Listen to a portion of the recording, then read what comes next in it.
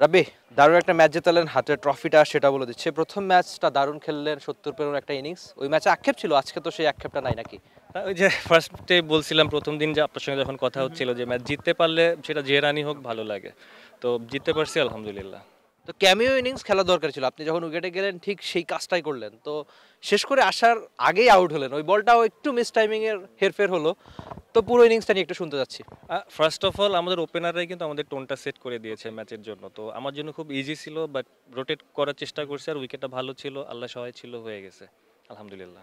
তো বরিশাল তো জয়ের ট্র্যাকে ফিরেছে, তো এখন মনে হচ্ছে কিনা যে টুর্নামেন্টটা একটু জমে গেছে, বাকিরাও বেশ ভালো করছে, রংপুর ওদিকে ঢাকা আপনারাও বেশ উইনিং ট্র্যাকে। তো টুর্নামেন্টের এই পথে এসে মনে হচ্ছে কিনা যে বরিশালও লড়াই আছে?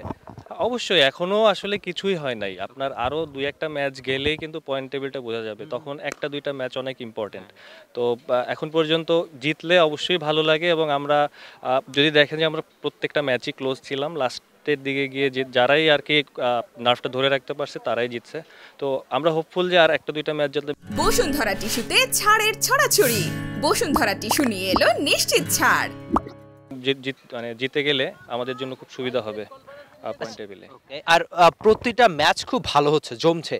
তো এটা বাংলাদেশের ক্রিকেটের জন্য কতটা ইম্পর্টেন্ট, বা এই টি-20 মানে যে খুব জমাটে ম্যাচ আমরা সেটা দেখছি। তো ঘরোয়া ক্রিকেটে সচরাচর পিকনিক লিগ বলে লোকে ট্রল করে, কিন্তু সেই ব্যাপারটা তো এখানে হচ্ছে না একটা নিশ্চিত।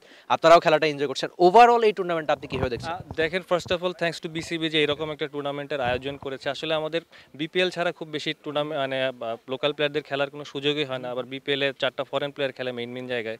তো এইখানে লোকাল প্লেয়ারদের মেইন জায়গায় খেলার একটা সুযোগ আছে, তো এখান থেকে শেখার অনেক কিছু আছে। তো এটা আমাদের জন্য অবশ্যই ভালো একটা টুর্নামেন্ট, হোপফুল যে ভবিষ্যতে আরও বড় পরিসরে এই টুর্নামেন্টটা হবে।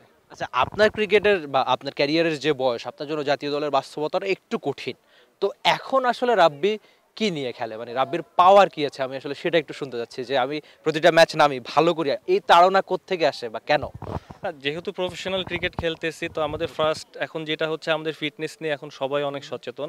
তো এইজের থেকে আমি মনে করি যে ফিটনেস থাকাটা ইম্পর্টেন্ট, সেই সঙ্গে পারফর্ম থাকলে তো কারো কিছু বলার থাকে না। সো ফিটনেস প্লাস ডিসিপ্লিন লাইফটা লিড করা খুব important. Thank you so much ভাই, আপনার ব্যস্ততা বেশি সময় নিলাম না। Thank you. রাব্বি ছিলেন, দৌড় দিয়ে গেলেন, তবে ম্যাচ সেরা ট্রফিটা জিতলেন।